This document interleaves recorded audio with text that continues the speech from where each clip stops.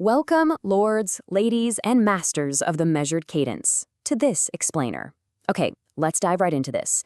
You, the kingdom's elite, sit so comfortably in your grand halls of reason, don't you? You're completely convinced your pristine minds have conquered the messy, chaotic reality of human existence. You've built yourselves this magnificent architecture of certainty. Well, I am here as your truth-telling guide, and I'm holding up a rather grotesque mirror to your so-called enlightenment. So let's shatter a few of those illusions, shall we? You see, you rely on your disappearing ink ledgers and your master architecture to feel safe. You pretend your sovereign's will has permanently stilled the universe. But the uncanny jester, the embodiment of everything you've tried so hard to suppress, stands before you with a totally different reality. He is the not self-made flesh, the alchemical fire that has stared into the gaping abyss and actually returned, and he brings a promise that completely threatens to shatter the illusion of your grand machine. He is the living ink, and frankly, your neat little blueprints are already stained. Oh, I just have to praise your pious cow of contentment. Seriously, look at this magnificent cage you've constructed. It's this stark, bright steel landscape of sterile logic. You call it a sanctuary of holy virtue, but the jester, he calls it exactly what it is, a gilded cage. You've convinced yourselves that by replacing the old, crumbling temples of deeper meaning with the cold, hard right angles of rationalist supremacy, you've achieved the ultimate repose for the soul. But let's look at the actual rules of this magnificent cage you're trapped in. Let's review the decrees of your Lord Chamberlain, shall we?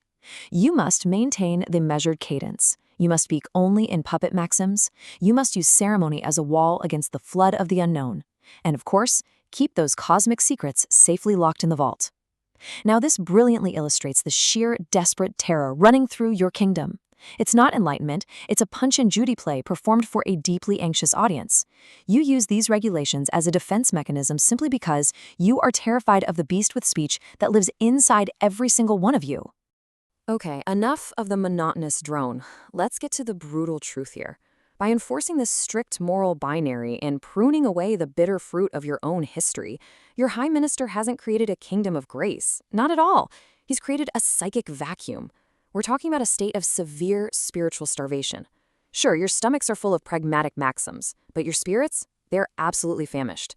You are living in a desert of your own logic, completely hollowed out because you've utterly rejected the raw, unrefined truth of what it actually means to be human.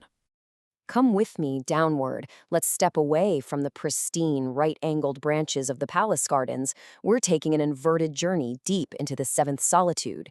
Down here, in the shadowy cellars beneath your glorious architecture, we find the minister's awful barrel, the lumber garret of the old world. This is where you hide the twisted roots, the unowned deeds, and all that shameful, bitter fruit you claim to have pruned away. You know, you haven't actually destroyed the chaos. You've just swept it under the rug. So the crucial point here is the fundamental conflict between how your kingdom handles its shame and how the jester handles it. The minister uses the offal barrel. It's a desperate hoarding of hidden sins out of sight, basically treating the past as refuse to be managed and forgotten. The jester, on the other hand, operates on the logic of the crucible.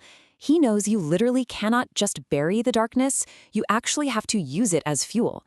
Alchemical fire requires the dull lead of history and human imperfection to forge anything of real, lasting value. And this brings us to a rather uncomfortable message for your high priest and his silent court. You stand behind your scaffolding of communal myths and political banners, preaching about fairness and trust.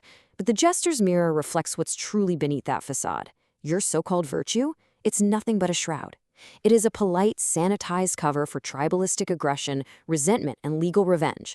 And let me tell you, a foundation built on repressed revenge will inevitably rot the very stone of your precious master architecture. Honestly, it is frankly hilarious to listen to the royal philosopher. He stands at his lectern, adjusting the Apollonian gaskets of his mind, boldly claiming that to name a thing is to contain it forever. He actually thinks he holds the cosmic keys.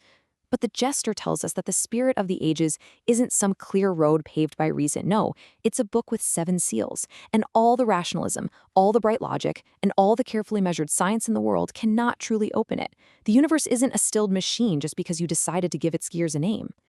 Right, but oh, how you cling to your ideals.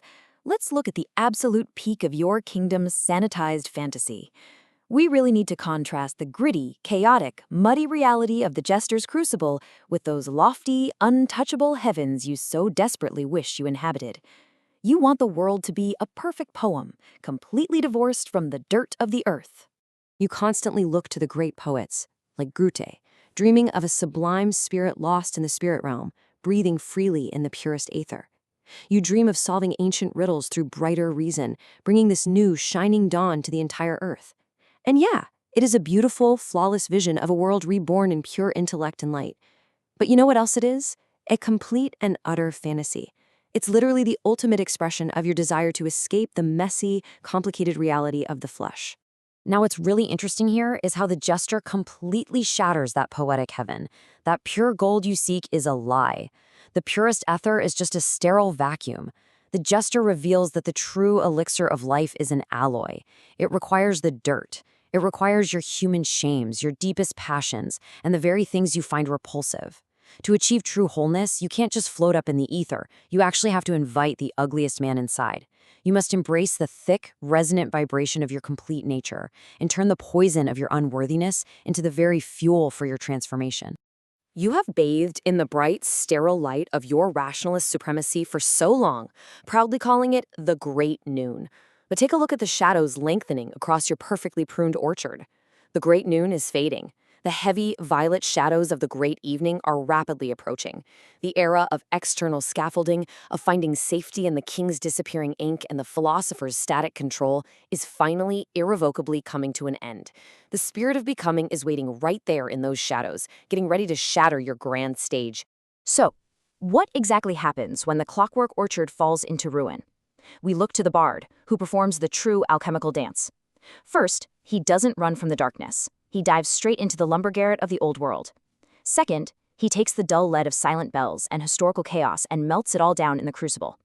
Third, from those ruined, imperfect materials, he forges an alchemical lyre. And finally, he doesn't sing some measured, pragmatic maxim. No way.